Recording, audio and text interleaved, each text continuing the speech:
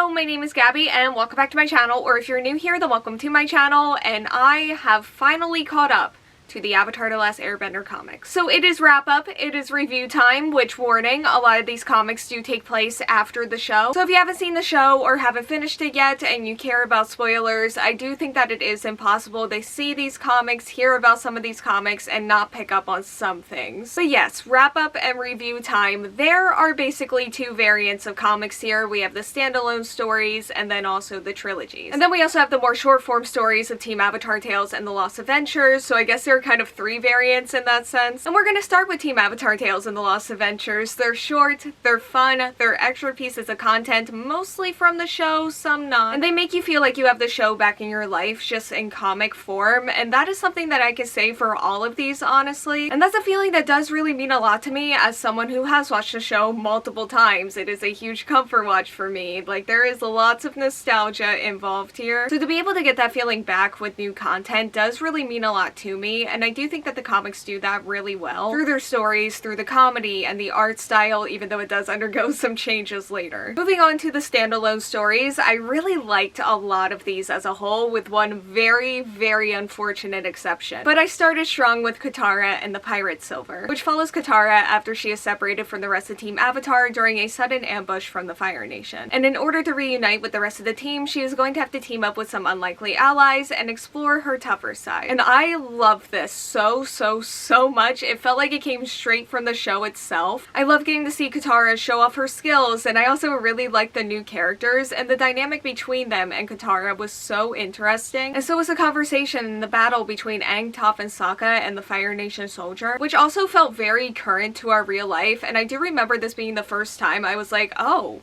they're getting into it. Which the show does too, so it's not necessarily surprising in that sense, but that is also something that I can say for this comic series as a whole. They really do have a lot of conversations and discussions and storylines that you can very easily see real life parallels to. And I would say that that is extra present in the trilogy specifically, but also it's true for a handful of standalones as well, including this one. And then we have Suki Alone, which follows Suki as she is captured by the Fire Nation and brought to Boiling Rock, where she decides to build her own community amongst the other prisoners, but it is going to take a lot to build their trust. So she needs to use all of the resources that she has, and even that might not be enough for so many frightened prisoners. Suki is one of my favorite characters, but this was the first and also definitely not the last time with the comics that I felt some pacing issues, because there was a big and cool emotional moment here, big moment for Suki just as a character, and it felt too fast to me. Like, I just didn't feel all of the emotions that I think this wanted me to feel by the end of the comic. But up until that point, there was a depiction of loneliness that did really hit hard for me. I also really enjoyed Suki's community building efforts throughout the storyline, and I really liked the way the flashbacks built up to everything and the way it came together. And it of course gave me more Suki, which I was really happy about, but I do just wish that this was longer for sure. And skipping ahead in time some, we have Toph Beifong's Metal Bending Academy. And although things are looking bright for the Beifong Metal Bending Academy, Toph can't help but feel like things are a bit dull. And when Sokka and Suki visit and introduce Toph to some familiar faces, she discovers something that may finally be able to give her her spark back. We haven't talked about the Rift trilogy yet. We will, but I did read this after that. And based on her behavior in that trilogy, I can't say that I was necessarily thrilled to have this one right after it. And yet it ended up being one of my favorites. Again, it could have easily have been an episode of the show if the show just kept going. I really like the way this talked about turning something that you love into a job and into something that you profit off of, and how that can have an effect on your energy. I also just really like Toph's students. I think they're fun. We also get a little bit of Suki and Sokka in this, and also another character from the show who I thought it was fun to see again, and I also didn't feel any pacing issues here either, so yeah, really liked this one a lot. And then we have Azula and the Spirit Temple. This follows Azula, who after failing an attack on her latest target, finds herself in a mysterious temple where she must confront her past. I had so much hope and excitement for this because I think Azula is incredibly interesting, and that's a feeling that has really only grown stronger with each rewatch of the show, and also just with her appearances in the comics up until this point. But this felt way too short, way too fast, and like they have no idea what they want to do with her character. And while the way that the they went about having her confront her past was fun and silly, I did just kind of leave this feeling like, what was the point? Like, this even felt different from the path that I thought she was on in the other comic trilogies. I don't know, but this was a huge disappointment to me. I hope we get more from her later on. And next we have the bounty hunter and the tea brewer, which follows Iroh after he is captured by June, who is a bounty hunter. And they find themselves in a situation where Iroh must confront his past while June contemplates her future. I honestly didn't know what to expect going into this, but it is more Iroh. I know that can only bring me joy, and it certainly did in fact bring me joy. And I enjoyed June's role in this as well, more than I thought that I would. There's a lot of reflection and growth for both of them in here. And this was also cozy and tea-based, which was so nice, and I do wish that this was longer just so that we could have like slowed down and sit in those moments a little bit more. But I thought this was super charming overall. Which brings us to our final standalone, at least for now, before we start talking about the trilogies. And that is Ashes of the Academy, which follows Ki as she is enrolled in the Royal Fire Academy for Girls, which is known for its strict curriculum and instructors. So when he starts to have doubts about the headmistress, Zuko convinces Mei to become an academy teacher so that she can watch over Ki and keep her on the right path so that the academy's culture doesn't turn her into Azula. I was so excited for this one. I love all three of the characters on this cover so much, and I was so excited to see more of them. And it did mostly live up to my expectations. I do think that it was a little bit too fast-paced to fully explore what it wanted to, especially when it comes to the school systems and like the history erasure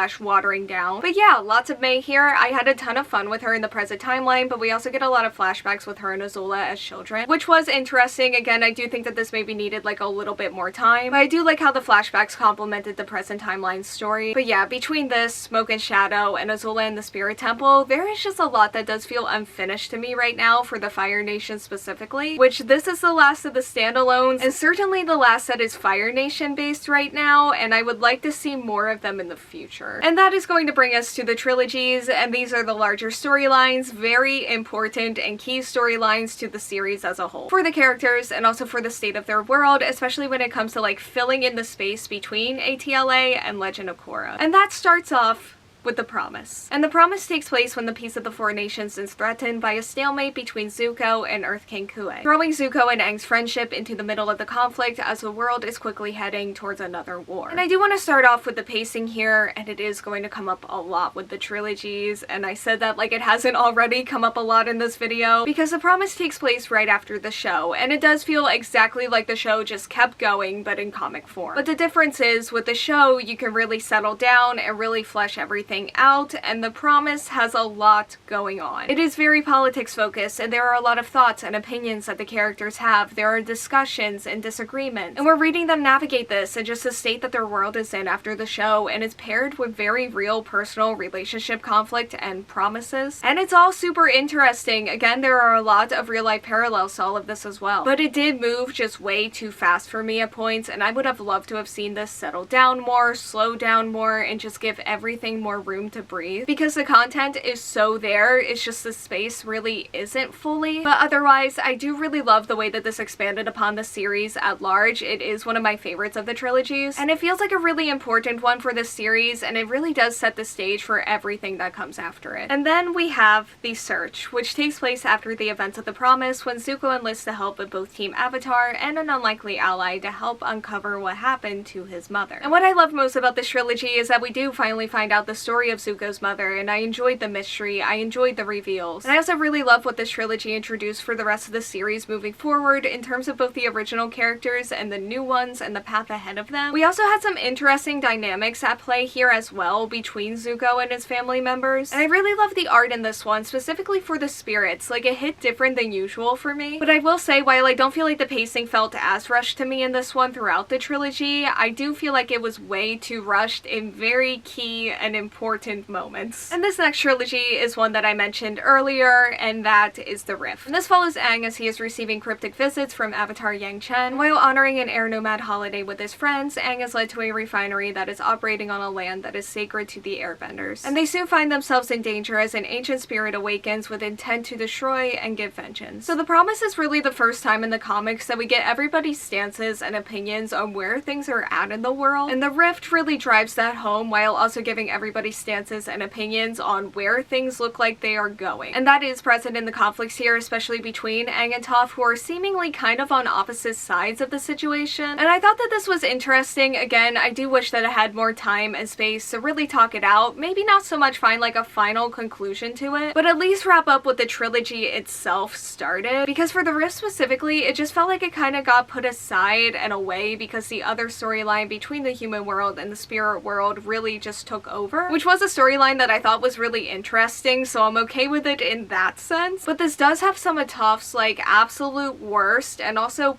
perhaps best moments of the series, where she is being rude and bigoted to Aang about his culture, while at the same time having some really good character growth in a different way when it comes to her family, and also a really cool and exciting battle moment as well. And I will say that I do think that all the plot lines present in this trilogy really do complement each other. This is also the beginning of some Legend of Korra setup as well, but I don't know if by the end if everything fully came together for me, and that paired with just like Toph's behavior and also Sokka. This not a good trilogy for Sokka. So yeah, this wasn't my favorite overall, but there were parts of it and like aspects of it that I did like. And moving on to the Fire Nation, we have Smoke and Shadow. And this takes place when the Fire Nation is being threatened by mysterious figures known as the Kei-Murikage, who were thought to only exist in legend. And they are threatening that the country will perish if Zuko is not removed from the throne, and while the new Ozai society is preparing to make its next move and causing unrest, children are also going missing from their homes. And Aang and his friends must do everything that they can to save them. I thought this one was really fun. It gave us mystery, it gave us cool lore, and also messy relationship drama. I was very entertained by this entire thing, and out of all of the trilogies, I do think that this is the one that I had the most fun with. We also get to see more of Zuko as a leader and the politics surrounding him and how his decisions impact people and impact the Fire Nation, the good, the bad, and also the emotionally charged. And while I do think that the pacing of this trilogy worked better for me, I do think that I would have preferred a little bit more at the beginning and a little bit more at the end. But I left this trilogy feeling so excited for the standalones that I thought would be coming back to some of what was in this. And they kind of did, just not in the way that I had fully hoped at the time. But moving on to North and South, this follows Katara and Sokka after they return home to the Southern Water Tribe to find that it has gone from a small town to a city. And there is a Northerner behind this change who wants to unify the North and the South, but there is a Southern rebellion that wants to stop her. And Katara has to navigate the situation to save the home that she loves before it is permanently torn apart. I think this one has kind of grown on me since I've read it and since I've read some of the others that came after this, but it does feel a little bit like a mix of the Rift and like the beginning of Smoke and Shadow, which was just kind of shown in like quick flashback. And we see Katara and Sokka navigate this new version of the home that they once knew and how it has been influenced by the Northern Water Tribe. And again, we do see some disagreements and conflicting opinions on these changes between Katara and Sokka and just within the Southern Water Tribe as a whole. And again, this is another one where you can definitely feel and see the real world parallels here, and that includes Katara and the way that she's feeling throughout the story as well, which we do get a lot of Katara in this one, which I loved so much. And there is a very key moment for her character and the story in this, so while I love for her, again, I just don't really feel like the pacing did it justice. And overall, I do think that this felt just a little bit too fast-paced, maybe not as much as some of the others for me, but it's still there. And that is going to bring us to our final trilogy here for now, or in this case, maybe ever, and that is Imbalance, which follows Aang, Katara, Sokka, and Toph as they return to Earth and Fire Industries and are not met with the warm welcome that they expected. But they soon learn that there's a massive bender versus non-bender conflict within the town, and it is about to turn violent. And they have to face decisions regarding power and identity in order to try to heal the divide and save the town. First thing that I noticed about this was the art style change. It is very pretty, but also very noticeably different. And I thought that Imbalance was interesting overall, especially the way that it explored the dynamics between benders and non-benders, and how some of the benders feel inherently superior to non-benders, and what happens when things start to get more equal between them and there are benders that do feel threatened by that equality. Again,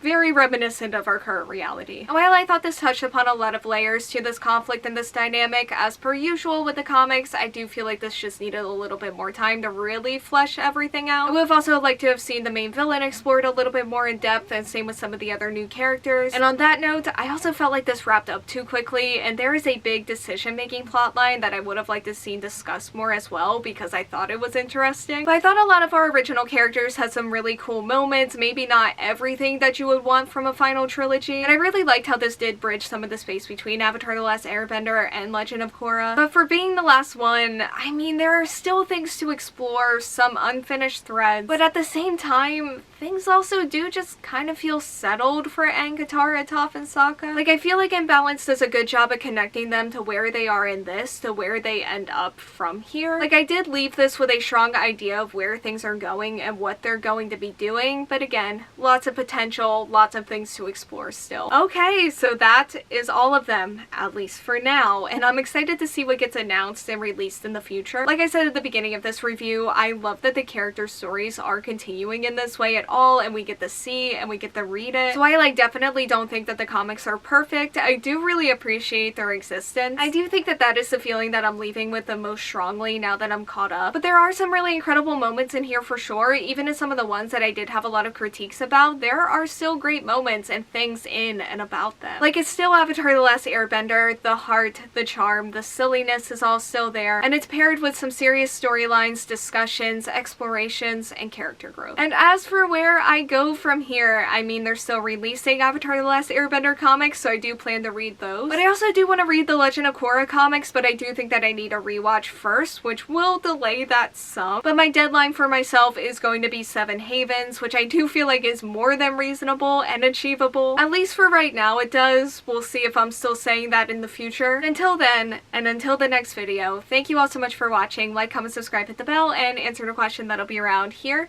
if you want to do that, and hopefully I will see you here next time. Bye.